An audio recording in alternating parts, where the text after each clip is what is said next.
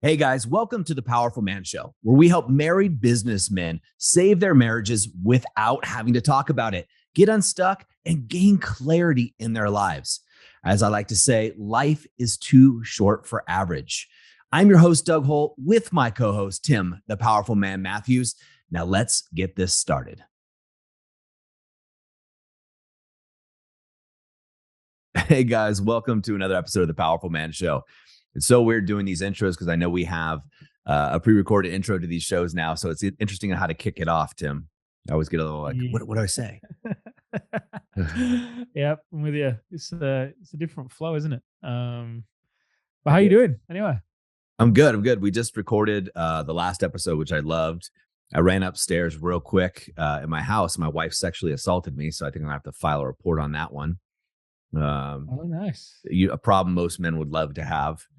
And then back down here with you, just joking around and having a great time and Ah, recording podcasts. what, So I can't what did she do complain. to assault you? I can't say that on a recording line. So Okay. I'll take it up with her later. I can promise you Send me the police report. Um, that. so, yeah, as you know, today I went to the barbers. As if you guys are watching on YouTube, you can probably see, unless it's the first time watching. Either way, you might be able to see my beard. Maybe not. Let's see. Trust everybody here is focused on that. There you go. That's a close up. Anyway, point being, I was in the barber's chair, enjoying the experience, having a good chat as you do. And it gets to my favorite part, which is the beard, right? So it's like, right, I'm going to put the hot towel on you, going to kick the chair back. I'm like, perfect, nice, I like this bit. So relaxing, towel comes off, starts doing the thing, and all of a sudden I hear, I'm thinking, Something you never okay, want to hear at a barber that doesn't, or a no, doctor. no, that doesn't sound good. There's a pause of like a silent pause for it seemed like a few seconds, but I'm sure it was like a split second. And she goes, "Oh, I think I've taken too much off the middle." I'm like, okay. She's like, no, I'm sorry, I've taken a bit too much off. By this point, I'm thinking, what the hell is this going to look like when I get up from this chair? Obviously, you have images going through, especially with her reaction, right? Yeah. So the middle of my chin has this clump of hair kind of missing. It kind of looks like I've got an upside down beard because I've got hair underneath and nothing in the middle, which is all good. It'll grow back. But anyway, I caught myself in the moment with these thoughts of what will this look like? What am I going to look like? Mm-hmm. And in that moment, what I found myself doing was having basically an over investment in how I looked and appeared to other people versus how I actually feel about myself. Yeah. Right. And I came up from the chair and I looked in, I thought, oh, that's not that bad. But then my mind comes in and it's like, yeah, but what are people going to think? Right. It looks a bit stupid. Whether it's true or not, right? That's where my mind went. So again, over investment in my image versus how I feel about myself. And as you know, I've been diving a lot into narcissism and the topic of narcissism. And by definition, narcissism is an over investment in your image versus how you actually feel and prioritizing your image over your own emotional health, essentially. And we've all been guilty of that. I mean, Oh God, yeah. 95% of the world lives like that because of how we marketed to and society and all sorts. Anyway, the point I'm making with this is it reminded me of a process I led one of the men through yesterday in a coaching session. And he came on to the call. He's going through some troubles in his marriage. An amazing man, does not deserve to be spoken to in the way that he's getting spoken. So um, I just can't even imagine how tough that must be for him. And as you can imagine, he comes onto the call and he's torn, right? He's doing his best to hold it together. He's got 3 kids. They weren't in the house. They were at the lake house. And you can tell he's just in pain. He's trying his best to speak in a succinct manner and be decisive and be clear. But it's so hard when you're in that place because his head's just swirling around Because essentially what you think in your mind, you feel in your body, right? Yeah. But he wasn't giving himself an outlet to be able to express himself, and the sadness that he was feeling, and the anger and the frustration. So anyway, we went through some processes to help him release that. And afterwards, the stillness that he had when he was just sat there on camera, he was just, you could see and feel his energy. It was completely different, which was fantastic for him just on a personal level, but also another, for me, a great example of, hey, for him, because at first he was saying, I just want to be calm. I just want to be still. How do I do it? But I'm thinking this, I'm thinking it. You, you can't be effective when you're coming from that place. It's just a whirlwind. Yep.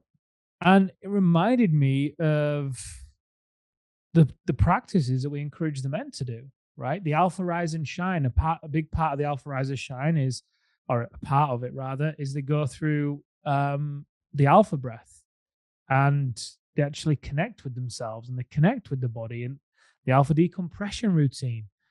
And it just allows them, or gives them an opportunity rather, to be very grounded in their own masculinity. And it's from that place that they're the most effective. They're the calmest, they're the clearest. We talk about being the lighthouse, we talk about being the alpha and not falling into deer mode.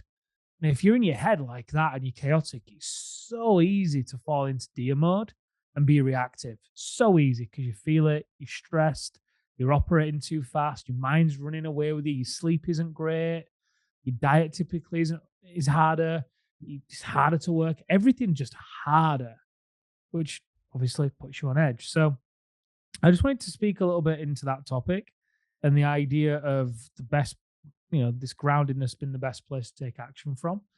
Your experience with it, if you've had any experience of been in that place, of it been a bit chaotic and been in your head, and if guys are there, Never. if guys are there, some advice on what they can do to make that shift. No, I've always been perfect, Tim, and I've never had a problem with, Thought so. my Let's businesses. pretend for a moment that you weren't perfect. My businesses have always ran smoothly all the time. My marriage has always been great. I'm perfect. My kids do everything I tell them to do. Yeah, I mean, we all go through those stressful times and chaotic times. And as guys that are on here that are fathers, right? You snap at your kids, and afterwards you have that shame and guilt that you're just like, oh man, I shouldn't have done that. And you feel bad, like, am I a bad father? You go through this whole dilemma, right? Where you start to use shame and guilt to judge yourself, or things that you've said, or things that you've internalized. And you never get the best of you, right? We know this instinctively as businessmen. You're not going to go into a negotiation, right? Hyped up, anxious, and feeling chaotic, and do your best job negotiating for your company. You're just not. You're not going to send that guy in, that version of you. Or if you have a salesperson on your team and he's chaotic, he's disorganized, he's had a horrible morning, and he's about to get on the most important sales call, for your company, you're going to sub somebody else in. You're going to be like, no, you're not going on this call. Somebody else is going to do this call because you're not available. And the reason being is when we're hectic and chaotic, first of all, we've had a ton of chemicals, brain chemistry is happening there. You have cortisol, you have adrenaline pumping through you. These things are going to affect your ability to think and think clearly and make good decisions. And that's why you want someone who's in a grounded state to make these decisions for you. Now, maybe you don't have a huge decision, right? Maybe you're not deciding something for your business or your marriage, or your kids, or whatever right now. But aren't all your micro decisions just as, if not more important than the big ones? I mean, we often use fitness as an analogy here on the show because everybody gets it. But, you can look at anybody. I can look at you, Tim. You can look at me. If I take my shirt off, the micro decisions I've been making. I'm either going to the gym, working out, eating healthy, or I'm not. I'm being sedentary and I'm eating crappy food. You can just tell somebody. And it's not like it happened overnight. They're micro decisions. And when I'm stressed and anxious, what I do, I don't know if you guys do, is I snack. I walk upstairs to the pantry, open it up. And when I open the pantry, I'm going to grab the first thing I see. And I got little kids, so I got stuff I shouldn't be eating in there, for the kids to enjoy because they're kids. And I grab that and I stuff my face, and I'm, checking my phone. And next thing I know, I've eaten a box of crackers and didn't friggin' taste one of them. You know what I'm saying? That kind of eating that's up, and it's because I'm anxious and, stressed. I'm coming from this place. Now, when I'm grounded, I can go up to the stairs and go to the same pantry, and I can make healthy options, healthy decisions based on what I want to do. And I don't even want the crackers, and I get to taste and savor the food and enjoy the experience because I'm coming from that grounded state, and I get to enjoy it. I get to enjoy the moment. And I think that's just a huge difference. Yeah. And I want to pull this back because it's not possible to be grounded within your masculinity if you care more about how you look to other people than how you actually feel within yourself. Right? Because the two go hand in, well, the two conflict, but the converse side of that, they also go hand in hand. When you're grounded within yourself, you're taking care of yourself.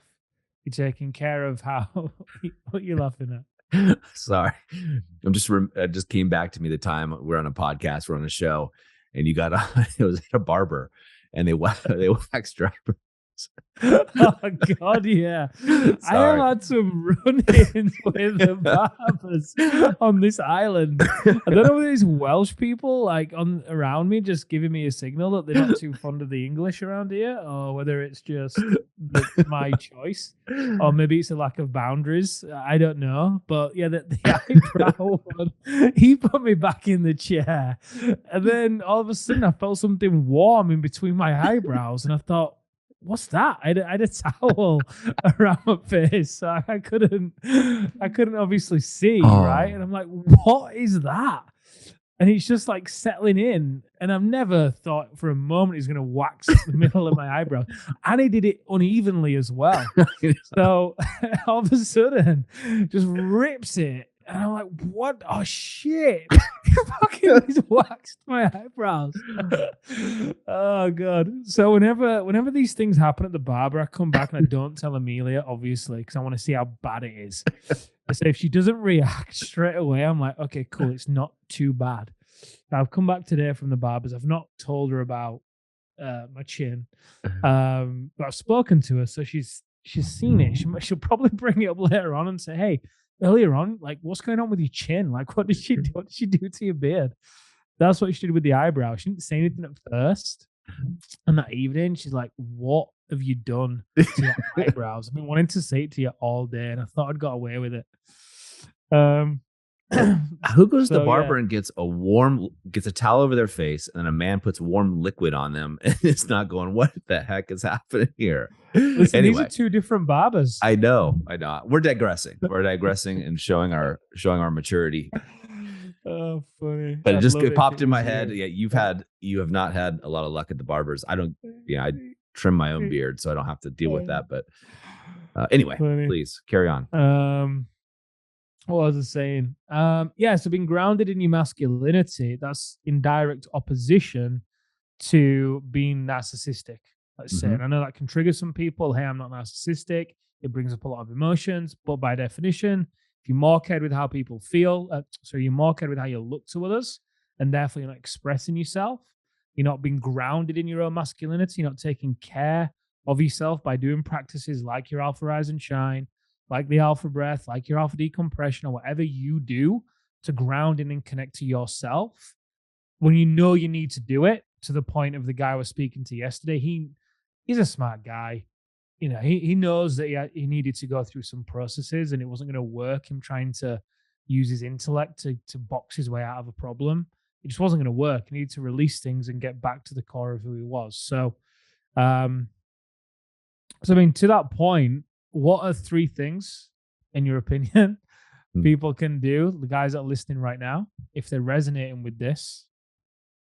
Don't go to Welsh barbers, point 1, apparently. Don't go there.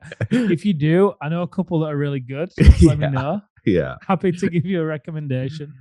I want to, before I go into these points, there's a couple things that came up as you were talking, besides my losing control laughing. This is a thing a lot of guys get into, right? And what you're talking about is being the grounded masculinity is being secure with yourself. It's really knowing yourself and loving yourself the way that you don't currently. And it's a common thing of guys that go through the alpha reset. right, come out the other end. And they always knew there was something greater for them. There's something else inside of me. I just don't know what it is. And it's kind of this feeling that there's more in life and more for you. And that's what the alpha reset pulls out of the guys. They're Mm. resetting the alpha. They're resetting the masculine in them. And it's not you pound your chest, masculinity and that kind of stuff. That's a bunch of bullshit. It's good for teenagers, but that's about it. This is real solid masculinity. It's being strong in who you are and your purpose and your vision, your mission in life. For a lot of men, it encompasses their religious beliefs as well. We're a non-denominational organization, but a lot of our men are very religious, and that suits them very well. And so these things culminate to allow them to be who they really are and not the outward projection that other people think of them as. And when they're in that grounded space, this is where guys can actually have engaged indifference. I had a guy ask Mm. me one time, and he said, "Doug," he's like, how do I just not care? Like, how do I just not care what she says to me or how she thinks and he was being extremely needy with his wife, this guy. And I was like, you got to once you love yourself so much that you won't put up with this stuff, right? You just won't put up with someone treating you poorly. You care about yourself so much that your standards are higher and what you deserve is high, not from a selfish perspective, but from a loving perspective. Like, hey, this is me and this is what I tolerate when I don't, and things of that nature. Until you get there, you can't have it. You can't have engaged indifference because you're going to seek validation always outside of Mm. yourself, right? You're going to need other people to validate who you are. When you get into that state, it's very dangerous, right? Your political views, your religious views, everything is up in the air. Somebody else is going to give you their views. You're going to take it on whether you like it or not. And it's just a very dangerous place to be. And vanity, right, is one of them. We joke about it, of course. You and I are like brothers. We make fun of each other left, right, and center. And, that's one of those things that if you put all your self-worth in your material possessions, your outward appearance, or whatever else it may be, you're going to lose a lot. It's going to be a hard thing to do. So Mm. what are a couple things guys can do here? Get to an alpha reset first and foremost. I mean, honestly, I'm not saying that to be self-promoting at all, but I do think it's the greatest thing I've ever seen guys go through. And in fact, the alpha reset's what brought me into the powerful man as I witnessed the most incredible transformations I've ever seen in all my decades of coaching. So that would honestly be number one. But let's put that aside, I guess. What else could you do if you're finding yourself in this? Is I would start writing down every day 5 wins. 5 wins you have. The second thing I would write down, and yes, it's going to be a lot of writing, guys. You can do it. Not typing, writing. Second thing I would write down every day is 3 things you love about yourself. And they can be simple, right? I love that I can laugh on a podcast and just not care because this is real. Like, Tim and I are real guys doing real work around the world. And we're guys just like you. Like, we're just like you. We just might have been on the other side of this whole quandary that you're in. And so that's why we're showing people the way. Here's the path. So you don't have to go through what we do.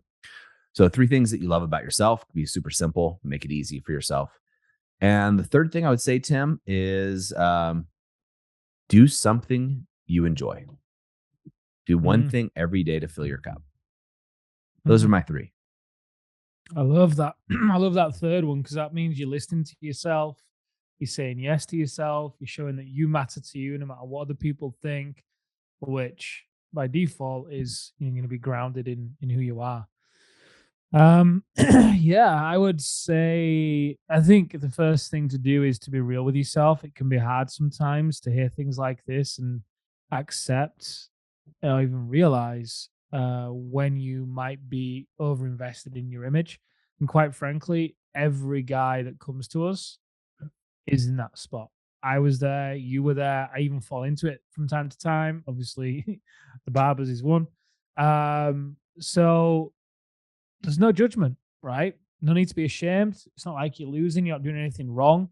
It's not your fault, quite honestly. We've been taught to believe that okay, what makes a man is the guy that has money or has the house, the vacations, the cars, that runs a large team, whatever it is. That's the guy who's successful. That's the guy to be around. That's the guy. That's the guy. That's not necessarily true. or it's not true in actual fact. So there's no shame in being in that position. To Doug's point, you just get to reset your alpha and what alpha means to you. So the first part would be to accept and realize. I think the other ones, I think you've hit the nail on the head. Doing something for yourself every day could be as small as taking 5 minutes to meditate, taking 10 minutes to journal, taking a different route so you can stop by your favorite coffee shop, whatever, right? Just doing something for yourself every day. And committing to some routines as well. So just be mindful of this, because this can really work for you when you put something in place like the alpha decompression or the alpha rise and shine, to intentionally create a state by connecting to yourself that you can then use when you walk into the door. Right? We talk about being the CFO, we talk about being the alpha, the lighthouse. This precedes all of that. This is the foundation of it. So, Doug, thank you for your laughs and your engagement with this. You're welcome. I really enjoyed it. I did too. Guys, stay away from the Welsh barbers, and always take massive action. And we'll see you next time on the Powerful Man Show. All right, guys, that's a wrap for this episode. But as I always say, in the moment of insight, take massive action. You see, there are two types of men that listen to a podcast like this. Those that go on from one podcast or show to another, just hoping things are going to change and realizing that they're going to be in the same place month after month, year after year. You see, I was this guy, so I completely get it. You may just not be ready. But there's also a second man that listens to a show just like this. And this is a guy who takes massive action so they can shorten the learning curve, compress time, and get results to be the wolf. See, wolf is an acronym for wise, open, loving, and fierce. Now, ask yourself, which one am I? And just be honest with yourself there. And there's no judgment on my end, but if you're ready to move from deactivated deer mode, which is defend, excuse, explain, react, to activated wolf, wise, open, loving, and fierce, then go over to thepowerfulman.com/grow and go there now. In fact, I'll make it super easy for you. I will even put the link right in the description here, so you can just click it and go over there now to learn more. Guys, in the moment of insight, take massive action. Go from deactivated to activated, because like I said, life is too short for average. And I'll see you on the next episode.